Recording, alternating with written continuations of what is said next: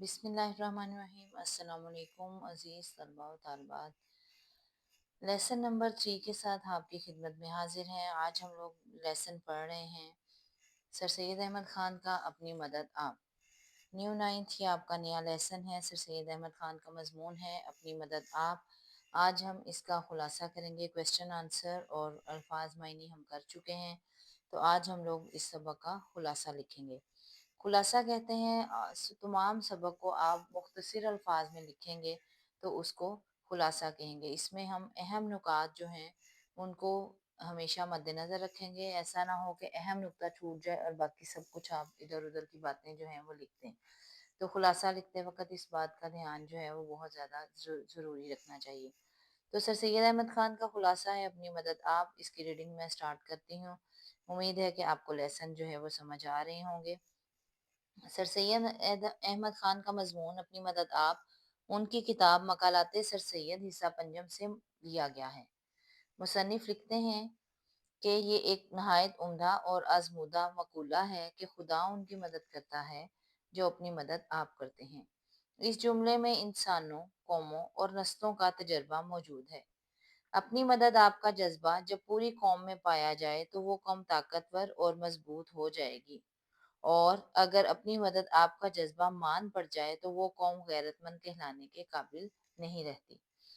ایسی قوم ذلیل اور رسوا ہو جاتی ہے۔ جو انسان اپنے اوپر بھروسہ کرنے کی بجائے دوسروں کے سہارے ڈھونڈتا ہے یا گورنمنٹ پر انحصار کرتا ہے، وہ اسی قدر بے عزت ہوتا جاتا ہے۔ یہ قدرت کا قانون ہے کہ عمدہ رایا پر عمدہ حکومت اور جاہل و خراب رایا پر اکھڑ اور مغرور حکومت ہوتی ہے۔ جب تک کوئی قوم اپنا چال چلن، اخلاق و عادات اور تہذیب و تمدن درست نہ کرے گی، وہ قوم ترقی نہیں کر سکے گی۔ قومی ترقی کے لیے ضروری ہے کہ ہر شخص کے اندر محنت، عزت، ایمانداری اور ہمدردی کا جذبہ موجود ہو۔ اسی طرح سستی، کاہلی، بے عزتی، بے ایمانی، خود غرضی جیسی برائیاں کسی بھی قوم کے زوال کا باعث بنتی ہیں۔ انسان اگر بد چلن اور آوارہ ہے تو جب تک وہ خود نہ چاہے اسے کوئی برائیوں کی دلدل سے نہیں نکال سکتا۔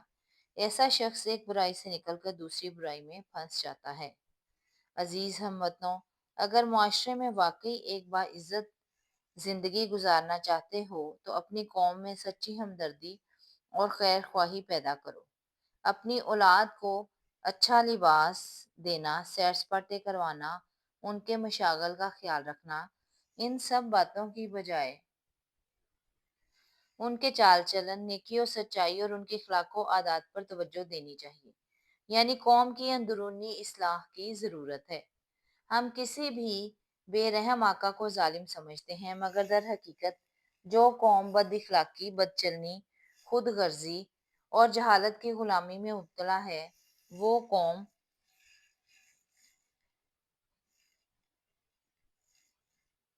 ہمدرد یا خیرخواہ کیسے ہو سکتی ہے؟ دراصل انسان اس خوش فہمی میں مبتلا ہیں کہ ہماری اصلاح و بہتری کی ذمہ داری گورنمنٹ کے عمدہ انتظام پر منحصر ہے، جبکہ ہر انسان کو اپنے اندر تبدیلی لانے کی ضرورت ہے۔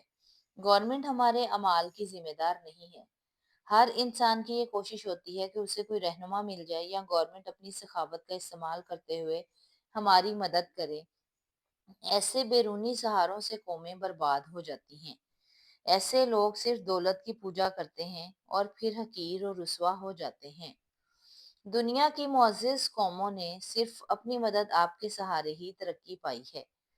ہماری اگلی نسلوں کو معلوم ہونا چاہیے کہ انسان محنت سے اور مستقل مزاجی سے ہی ترقی حاصل کر سکتا ہے۔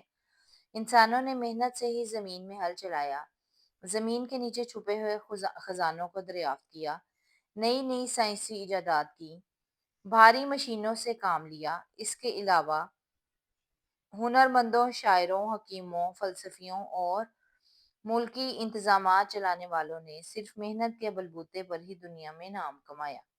ایک نسل محنت سے ایک عمارت قائم کرتی ہے تو اگلی نسل کا فرض ہے کہ اس عمارت کو مزید اعلیٰ درجے تک پہنچائے۔ ہمارے آباء و اجداد ہمارے لیے جو خزانے چھوڑ کر گئے ہیں، ان پر سانپ بن کر بیٹھنے کی بجائے ان کو ترقی دیں تو ہی اقوام بھی ترقی کی راہوں پر گامزن ہوں گی۔ ایک عاجز اور غریب اپنی محنت، پرہیزگاری اور ایمانداری کی وجہ سے ہی آنے والی نسلوں کے لیے ایک مثال بن جاتا ہے۔ اچھے اور اعلیٰ اخلاق سے ہی قومیں مضبوط ہوتی ہیں، اور یہ تعلیم کتابوں کی بجائے عملی زندگی سے حاصل ہوتی ہے۔ علم سے زیادہ عمل اور عمدہ چال چلن انسان کو معزز اور کامیاب بناتا ہے۔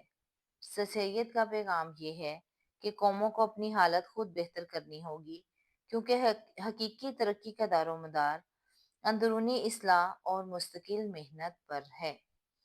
اس طریقے سے آج کا سبق کا خلاصہ جو ہے اختتام پذیر ہوتا ہے۔ آپ لوگوں نے دیکھا کہ 3-4 صفحات پر مشتمل جو ہے یہ خلاصہ ہے، اور ہم نے اس کو 2 پیجز میں کنورٹ کر کے اس کو کوشش کی ہے جتنے مختصر الفاظ میں لیکن مفہوم بالکل واضح ہو اس طریقے سے جو ہے لکھا گیا ہے۔ امید ہے کہ آپ کو خلاصہ جو ہے وہ سمجھ آ گیا ہوگا۔ چینل کو سبسکرائب کر لیجیے گا، لائک کر لیجیے گا۔ السلام علیکم ورحمۃ اللہ وبرکاتہ۔